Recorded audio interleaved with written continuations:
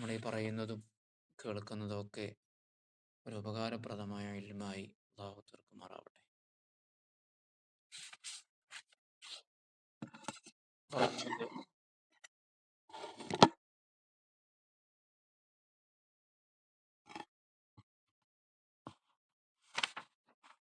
കൈഫ കാന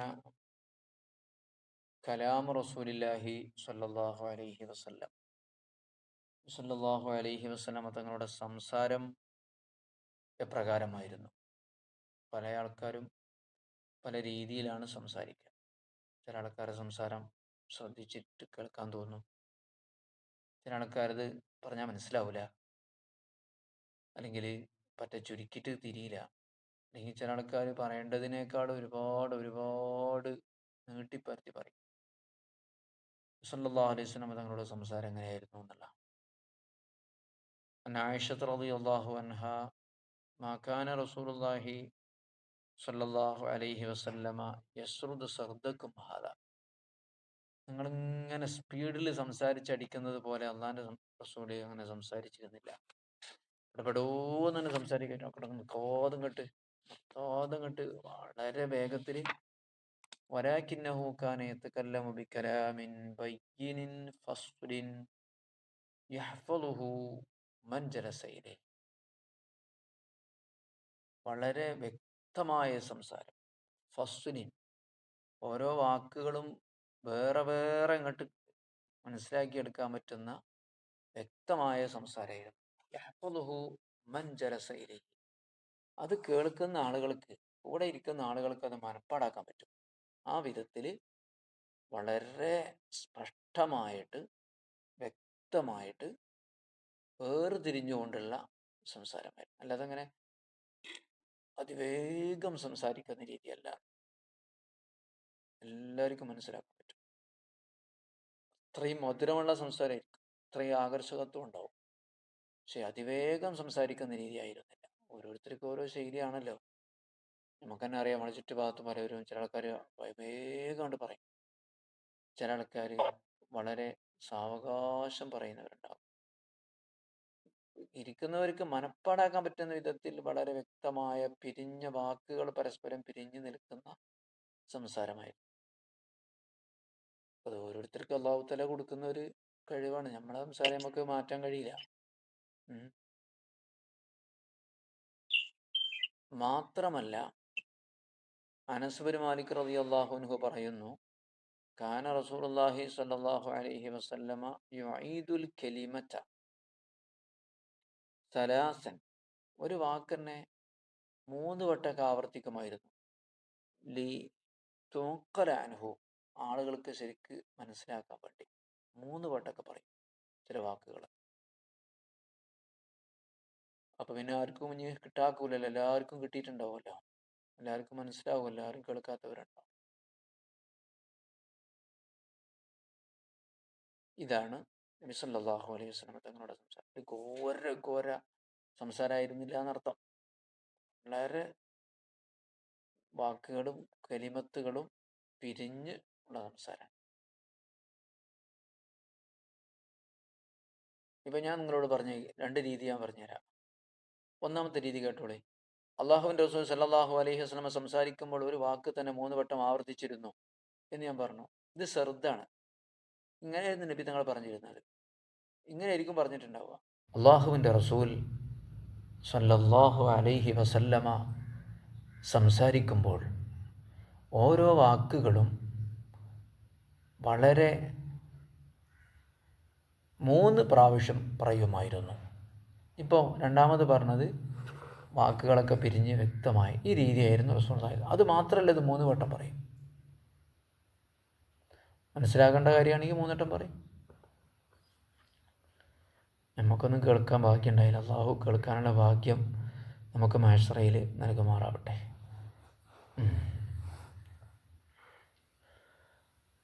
Hassan bin Ali, Fathima ബീവിൻ്റെ മകൻ ഹസൻ എന്നവർ പറയുന്നൊരു ഹദീസാണ് അടുത്തത്.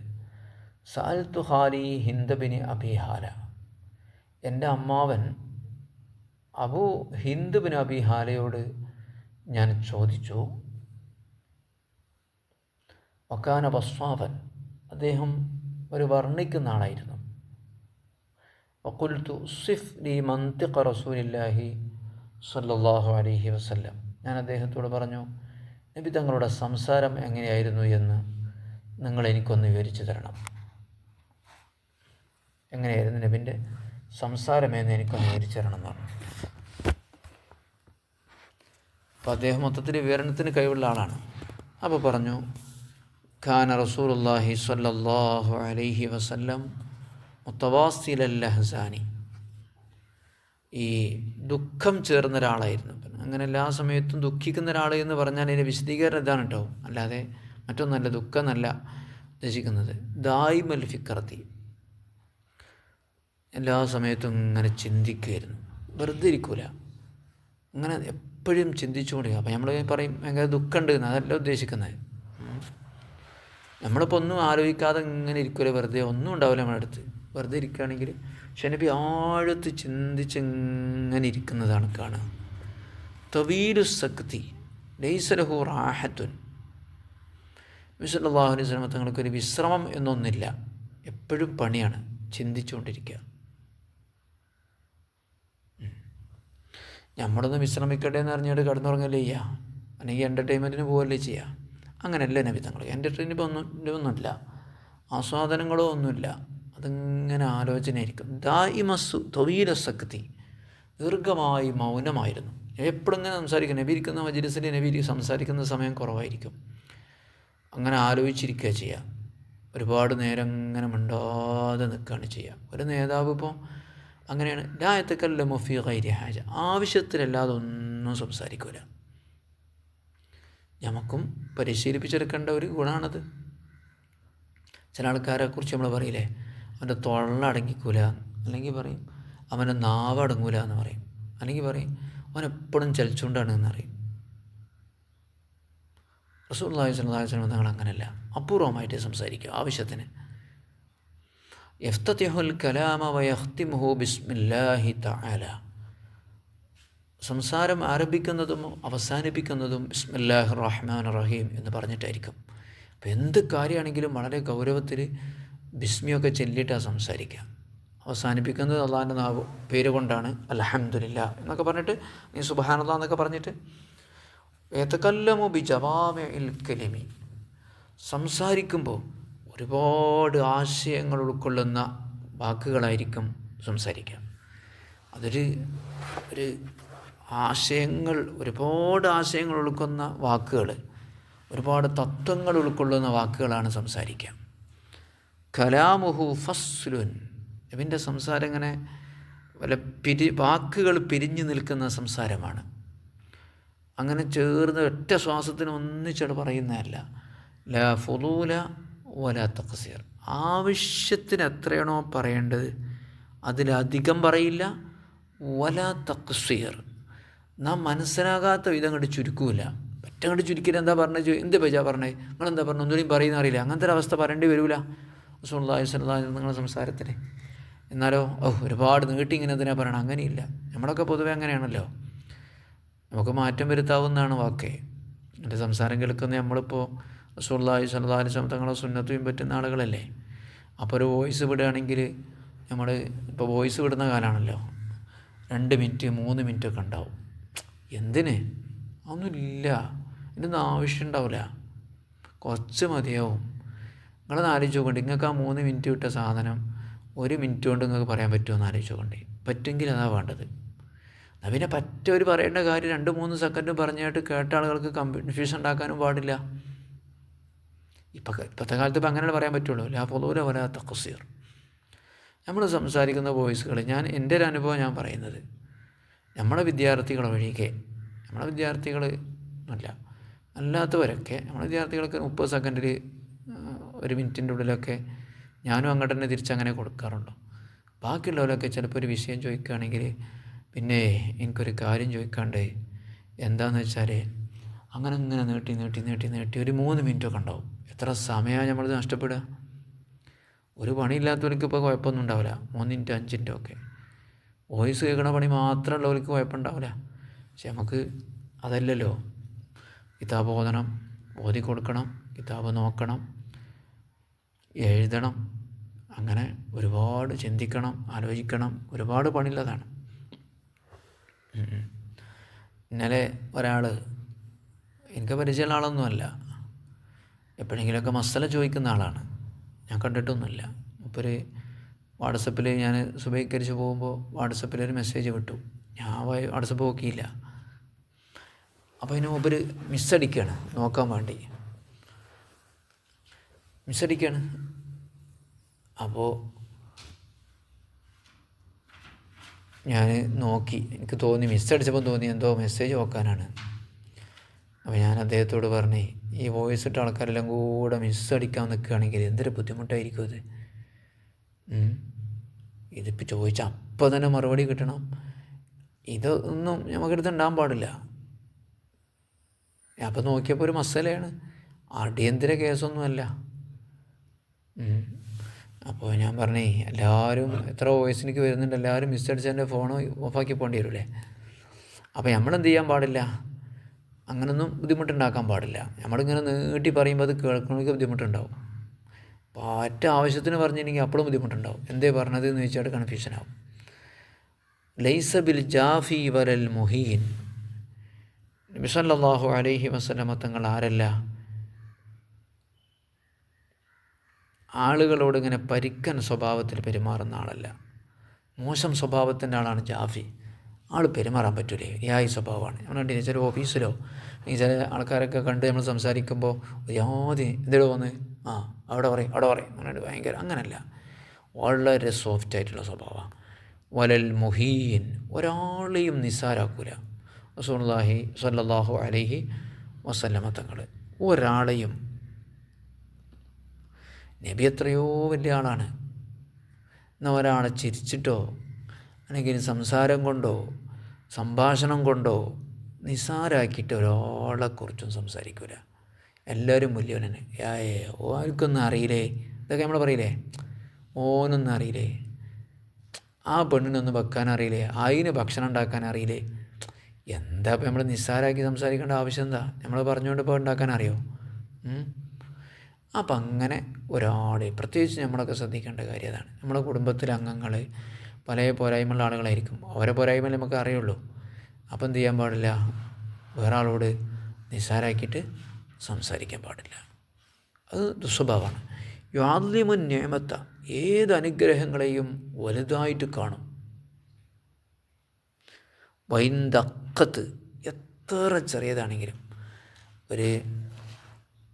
നിങ്ങൾക്കിപ്പോൾ ഒരാളൊരു സാധനം തന്നു, പിന്നെ ഇതിൻ്റെ മുന്നിൽ പലരും പല ഹദിയും കൊടുക്കൂലേ.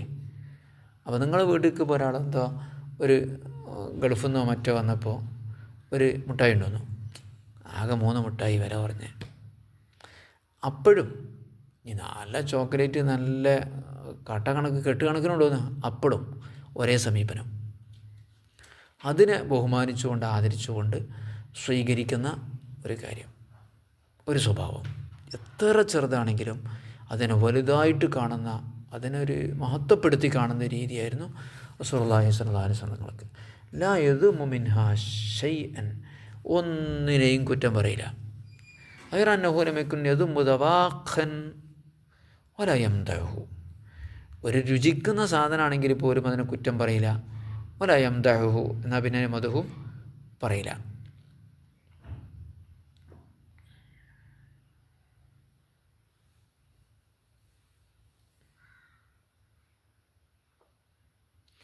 അപ്പോൾ ചെറിയ സാധനമാണെങ്കിൽ പിന്നെ നമ്മളെങ്ങനെ മദഹ് ചെയ്യുക? ഇത് ഭയങ്കരമാട്ടോ, ഭയങ്കര ഉഷാറാട്ടോ, അത് പറയാൻ പറ്റില്ലല്ലോ. ഉഷാറുള്ളതിനെ കുറിച്ചല്ലേ ഉഷാറെന്ന് പറയാൻ പറ്റുള്ളൂ. എന്നാൽ കുറ്റം പറയില്ല. കുറ്റം പറയേണ്ട അത്രയും നിസ്സാരമായ സാധനമാണെങ്കിൽ പോലും അള്ളാഹു റസൂൽ സ്വല്ലല്ലാഹു അലൈഹി വസല്ലം കുറ്റം പറയില്ല, മദഹും പറയില്ല. ആ സ്വഭാവം നമുക്കുണ്ട്.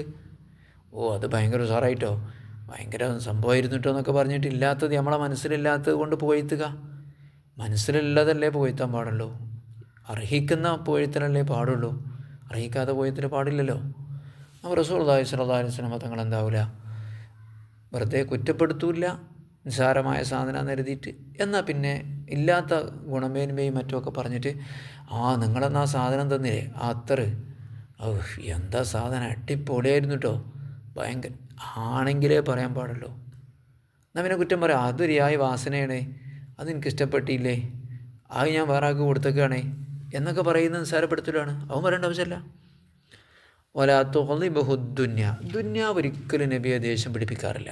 ദുന്യാവ് ഒരിക്കലും വിശ്വല്ലാ നിങ്ങളെ ഒരു ലൈറ്റ് പോയാൽ, ഒരു കിടക്കണ പായ ശരിയായിട്ടില്ലെങ്കിൽ ഒരിക്കലും, ഇതൊക്കെ നമ്മൾ ശരിക്കും മനസ്സിലാക്കേണ്ടതാണ്. എൻ്റെ ഉസ്താദൊക്കെ അങ്ങനെയായിരുന്നു. ദുന്യാവിൻ്റെ വിഷയത്തിൽ ഒരു വിഷയത്തിനും ദേഷ്യം പിടിക്കൂല. മൂപ്പര കാര്യത്തിലാണെങ്കിൽ ദുന്യാവ് ഒരിക്കലും ദേഷ്യം പിടിപ്പിക്കുന്നതായിരുന്നില്ല. ഒരു വണ്ടി കിട്ടിയില്ല, അല്ലെങ്കിൽ അങ്ങനെയൊക്കെ ഉണ്ടാവില്ലേ, അല്ലെങ്കിൽ വിളിച്ച വണ്ടി പോകുന്നില്ല, ഇതൊക്കെ ദുന്യാവാണല്ലോ. അങ്ങനത്തെ ഓരോ കാര്യം അതിനൊക്കെ ഒരു ക്ഷമയോടുകൂടി ഇങ്ങനെ നേരിടുക. ദുന്യാവ് ഒരിക്കലും റസൂലുള്ളാഹി സ്വല്ലല്ലാഹു അലൈഹി വസല്ലം തങ്ങളെ ദേഷ്യം പിടിപ്പിച്ചിരുന്നില്ല. വലാമാക്കാന ലഹ, ദുന്യാവിൻ്റെതായിട്ടുള്ള ഒന്നും റസൂലുള്ളാഹി സ്വല്ലല്ലാഹു അലൈഹി വസല്ലം ദുന്യാവിന് വേണ്ടിയുള്ളതായ ഒന്നും നബി തങ്ങളെ ദേഷ്യം പിടിപ്പിച്ചിരുന്നില്ല. ചോറ് കിട്ടിയില്ല, കഞ്ഞിട്ടില്ല, ചായ കിട്ടിയില്ല, അത് ശരിയായില്ല, ഇത് ശരിയായില്ല, അതൊക്കെ ദുന്യാവല്ലേ, അത് ദേഷ്യം പിടിക്കേണ്ട സാധനമല്ലല്ലോ. വൈദാ തുഅദ്ദിയ ഹഖു ലം യഖും ലിഗളബിഹി ശൈഉൻ ഹത്താ യൻതസിറ ലഹു.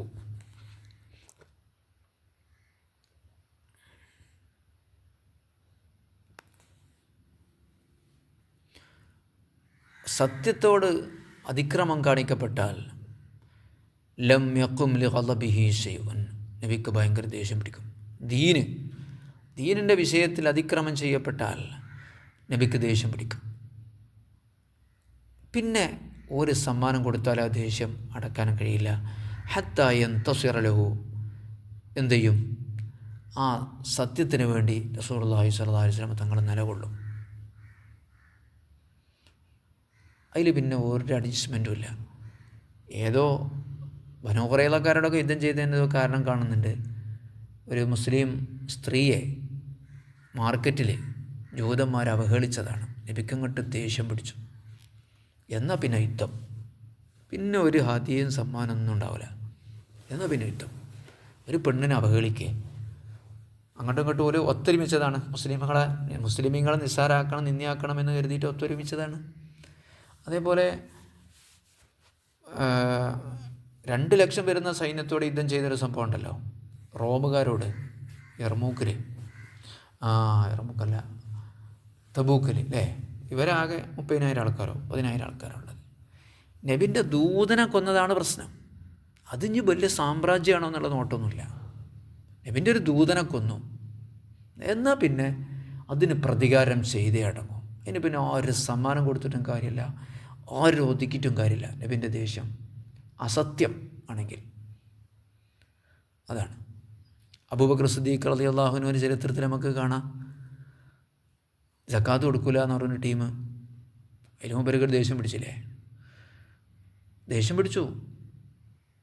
റസൂലുള്ളാഹിൻ്റെ അതേ ഖലീഫല്ലേ, ദേഷ്യം പിടിക്കാതിരിക്കും? മൂപ്പരെ കാര്യത്തിന് മൂപ്പർക്ക് ഒരു ദേഷ്യമില്ല. മൂപ്പർക്ക് ദുനിയാവ് കിട്ടിയോ കിട്ടിയില്ലേ അതൊന്നും ഒരു വിഷയമല്ല. സക്കാത്ത് കൊടുക്കില്ല, അത് നബിക്ക് കൊടുക്കുക. അല്ലാഹ് പറഞ്ഞത് നബിനോട് സക്കാത്ത് വാങ്ങാനാണ്. അത് നബി കഴിഞ്ഞാൽ കാലം കഴിഞ്ഞു കഴിഞ്ഞാൽ സക്കാത്ത് തരൂല പറഞ്ഞു. മൂപ്പര് പറഞ്ഞു, അങ്ങനെയാ? ഒരു ഹക്കിനെ ഖുർആനിൽ സക്കാത്ത് എന്ന് ഇഷ്ടംപോലെ ഇങ്ങനെ പറയാം. അങ്ങനെ നബിൻ്റെ കാലം കഴിഞ്ഞാൽ സക്കാത്ത് കഴിഞ്ഞു എന്നോ? അള്ളാൻ്റെ റസൂലിന് ഒരു ഒട്ടകം. അപ്പോൾ ഉമർ റളിയല്ലാഹു അൻഹു വരെ ഇതിനൊക്കെ നിങ്ങൾ യുദ്ധം ചെയ്യുകയാണോ എന്നൊക്കെ ചോദിച്ചിന്. നിങ്ങളിപ്പോൾ ഇതിനൊക്കെ യുദ്ധം ചെയ്യുക എന്താ അപ്പോൾ ഇത്? ഞാൻ ചെയ്യും യുദ്ധം. മൂപ്പര് ഇത്രത്തോളം പറഞ്ഞു, അള്ളാഹുവിൻ്റെ റസൂൽ സല്ലല്ലാഹു അലൈഹി വസല്ലമ തങ്ങൾക്ക് അവർ സക്കാത്ത് കൊടുത്തപ്പോൾ ഒട്ടകത്തിന് സക്കാത്ത് കൊടുക്കുമ്പോൾ അതിൻ്റെ കയറ് കൊടുത്തിരുന്നെങ്കിൽ ആ കയറ് വരെ എനിക്ക് തന്നിട്ടില്ലെങ്കിൽ ഞാൻ അതിനു വേണ്ടി യുദ്ധം ചെയ്യും എന്ന് പറഞ്ഞിട്ട് ഒറ്റക്കെട്ട് ഇറങ്ങിയതാ. അള്ളാൻ്റെ റസൂലിന് സക്കാത്ത് കൊടുത്തപ്പോൾ, മൃഗത്തിന് ഒട്ടകത്തെ സക്കാത്ത് കൊടുത്തപ്പോൾ അതിനെ കൊണ്ടുപോകുമ്പോൾ ചെറിയൊരു കയറ് കൊടുക്കൂലേ, ആ കയർ അബൂബക്കറിന് തന്നിട്ടില്ലെങ്കിലും യുദ്ധം ചെയ്യും എന്ന് പറഞ്ഞിട്ട് മൂപ്പര് ഒറ്റക്കെട്ട് ഇറങ്ങി. അതിൽ ഉമർ റളിയല്ലാഹു അൻഹു പറഞ്ഞു, ഇവർ പറഞ്ഞത് ശരി തന്നെയാണല്ലോ. അവിടെയാണ് ഖാലിദ് ബിൻ റളിയല്ലാഹു അൻഹുവിനൊക്കെ രംഗത്തിറക്കുന്നത്. അപ്പോൾ മനസ്സിലാക്കേണ്ട കാര്യങ്ങളാണ്.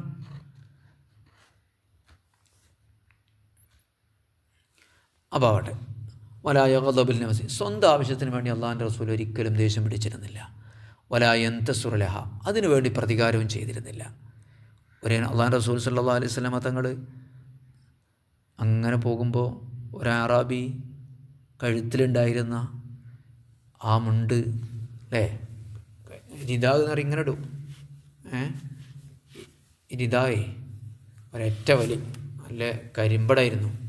അതിലെന്ത് ചെയ്തു, ആ കരിമ്പടത്തിൻ്റെ അത് രോമം ഒന്നായിട്ട് ഇവിടെ ഇങ്ങോട്ട് ചുവന്നു, ഒന്നായിട്ട് ഇങ്ങോട്ട് ചുവന്നു നല്ല രക്തം പൊടിയുന്ന രീതിയിലേക്ക് എത്തിപ്പോയി.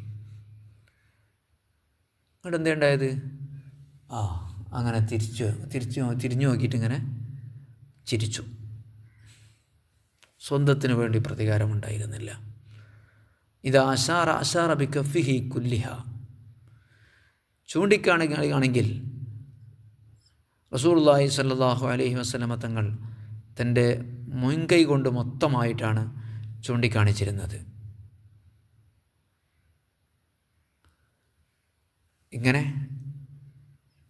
ഇങ്ങനല്ല, ഇങ്ങനെയായിരുന്നു. ആളുകൾക്ക് മനസ്സിലാക്കാൻ ഒരു തെറ്റിദ്ധാരണയൊക്കെ തീർക്കാൻ ഈ രീതിയിലായിരുന്നു കൈ ഒന്നിച്ചും കൂടെ പൊന്തിക്കുമായിരുന്നു.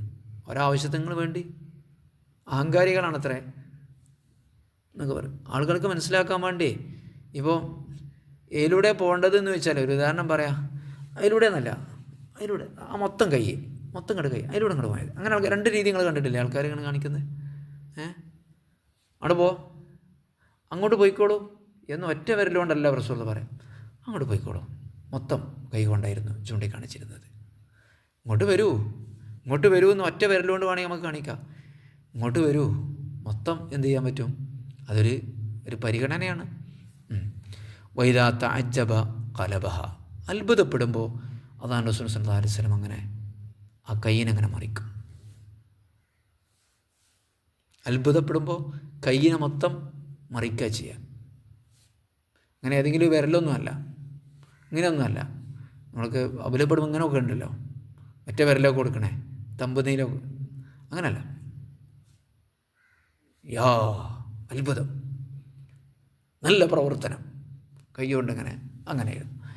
വൈദാ തഹദ്ദസ ഇത്തസല ബിഹാ വദറബ ബിറാഹത്തിഹി ലിംനാ ബത്ന ഇബ്ഹാമിഹി ലിസ്റ. റസൂലുള്ളാഹി സ്വല്ലല്ലാഹു അലൈഹി വസല്ലമ തങ്ങൾ സംസാരിക്കുമ്പോൾ ആ സംസാരം വിരലിനോട് ചേർന്ന് നിൽക്കും. അഥവാ വിരലൊക്കെ ഉയർത്തിയിട്ട് തന്നെയാണ് സംസാരിക്കുമ്പോൾ നമ്മുടെ വിരലുകളൊക്കെ ആംഗ്യം കാണിക്കൂലേ, അതാണ് ഇത്തസല ബിഹ എന്ന് പറയുന്നത്. അതേസമയത്ത് വദറബ ബിറാഹത്തിഹി ലിംനാ അലാ ബത്ന ഇബ്ഹാമിഹി ലിസ്റ, റസൂലുള്ളാഹി സ്വല്ലല്ലാഹു അലൈഹി വസല്ലം ചില സമയത്തൊക്കെ തൻ്റെ വലത് കൈയിൻ്റെ റാഹത്തിന് ഇടത് കൈയിൻ്റെ തള്ളവിരലിൻ്റെ പള്ളയിലടിക്കുമായിരുന്നു. അങ്ങനെയൊക്കെ അറിയില്ലേ. വദറബ ബിറാഹത്തിഹി ബത്ന ഇബ്ഹാമിഹിൽ ഇസ്റ, ഇങ്ങനെയൊക്കെ ചിലപ്പോൾ കാണിക്കാറുണ്ട് റസൂലുള്ളാഹി സ്വല്ലല്ലാഹു അലൈഹി വസല്ലം തങ്ങൾ. വൈദാ ഗളിബ അഗ്റള വഅശാഹ വൈദാ ഫരിഹ ഗല്ല തറഫഹു ജുല്ലു ലഹികിഹി തബസ്സും യഫ്തറു അൻ മിസ്ലി ഹബ്ബിൽ ഗമാം. റസൂലുള്ളാഹി സ്വല്ലല്ലാഹു അലൈഹി വസല്ലം തങ്ങൾ ദേഷ്യം പിടിക്കുകയാണെങ്കിൽ അറള, നബി അവഗണിക്കും. അശാഹ, അതന്നെ, അങ്ങോട്ട് മാറി നിൽക്കും, അല്ലെങ്കിൽ മുഖം തിരിക്കും. ദേഷ്യം പിടിച്ചാൽ നബി ഇങ്ങോട്ട് മാറി നിൽക്കും, അവഗണിക്കും. അങ്ങനെ ദേഷ്യം പിടിച്ചിട്ട് ഇങ്ങനെ പൊട്ടി വർത്താനം പറയുന്നില്ല, അങ്ങനെ പരിധി വിട്ടിട്ട്. ദേഷ്യം പിടിച്ചു കഴിഞ്ഞാൽ നബി തല തിരിക്കുക, ഇങ്ങോട്ട് മാറി നിൽക്കുക, ആ വിഷയത്തിലേക്ക് തീരെ ശ്രദ്ധിക്കാതിരിക്കുക, അത്തരം കാര്യങ്ങളുണ്ടാവുക. പല ദേഷ്യം പിടിക്കേണ്ട കാര്യം ഉണ്ടാവുമല്ലോ. വൈദാ ഫരിഹ, സന്തോഷമാണെങ്കിൽ ഗല്ല തറഫഹു, കണ്ണിങ്ങനെ അടക്കും. സന്തോഷത്തിൻ്റെ അടയാളം സഹാബത്തിന് വായിച്ചെടുക്കാൻ കഴിയും. ജുല്ലു ലഹിക്ക്, നബിയുടെ മിക്ക ചിരിയും എന്ന് പറയുന്നത് അത്തബസ്സുമ, പുഞ്ചിരിയാണ്. മുഴുവൻ ചിരി എന്ന് പറഞ്ഞാൽ പുഞ്ചിരിയേ ഉള്ളൂ. അങ്ങനൊന്നുമില്ല. ചിരി എപ്പോഴും പുഞ്ചിരി. യഫ്തറു അൻ മിസ്ലി ഹബ്ബിൽ ഗമാം,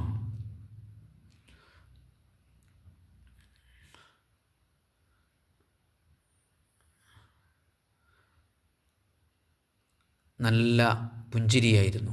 ഹബ്ബുൽ ഗമാമ് എന്ന് പറഞ്ഞാൽ അലീമ്പഴം എന്നൊക്കെ പറയില്ല, നല്ല ഐസ് പോലെയുള്ള നല്ല വെളുത്ത തെളിഞ്ഞ തിളക്കമുള്ള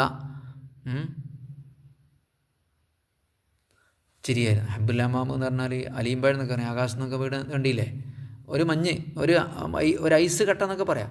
ഈ ഐസ് കട്ട പോലെയുള്ള ചിരി എന്ന് വെച്ചാൽ തെളിഞ്ഞ ആ പല്ലൊക്കെ ഇങ്ങോട്ട് പുറത്തേക്ക് ഇങ്ങോട്ട് കാണുമ്പോൾ നല്ല പ്രകാശമുള്ള.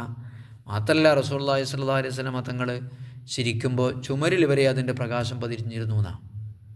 ആ പല്ലിൻ്റെ ആ പ്രകാശം അങ്ങനെ അത് ചുമരിലേക്ക് വരെ അതിൻ്റെ ഒരു ലൈറ്റ് അടിക്കുമായിരുന്നു എന്നും കാണുന്നുണ്ട്.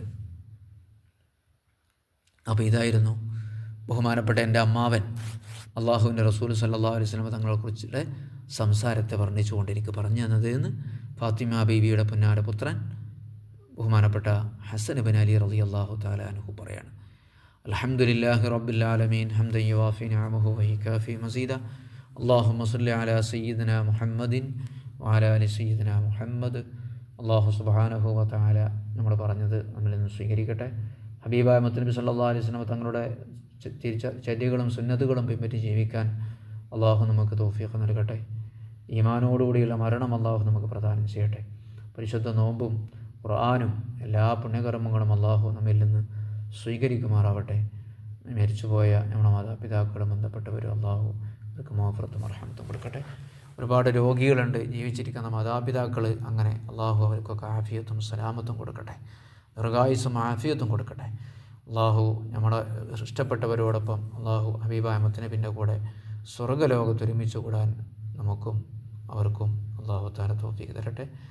സല്ലല്ലാഹു അലാ മുഹമ്മദ് സല്ലല്ലാഹു അലൈഹി വസല്ലം. സല്ലല്ലാഹു അലാ മുഹമ്മദ് സല്ലല്ലാഹു അലൈഹി വസല്ലം. സല്ലല്ലാഹു അലാ മുഹമ്മദ്.